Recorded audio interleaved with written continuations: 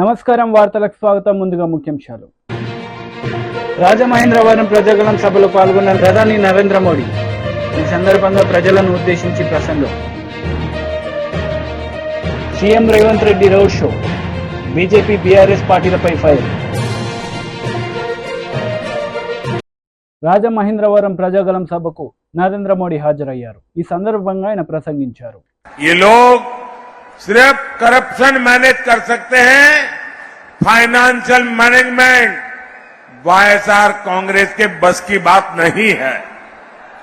మిత్రులారా, మీకు గుర్తుండే ఉంటుంది, వైఎస్ఆర్ కాంగ్రెస్ ప్రభుత్వము ఆంధ్రప్రదేశ్ లో 3 రాజధానులను ఇస్తామని చెప్పింది. కానీ ఇన్నేళ్లలో ఒక్క రాజధానిని కూడా ఇవ్వలేకపోయింది. 3 రాజధానుల పేరిట చాలా భారీ ఎత్తున లూటీ చేయాలన్నటువంటి ప్రయత్నంలో ఉండింది. కానీ అంతలోపలే ఈ ప్రభుత్వం యొక్క ఖజానా పూర్తిగా ఖాళీ అయిపోయింది.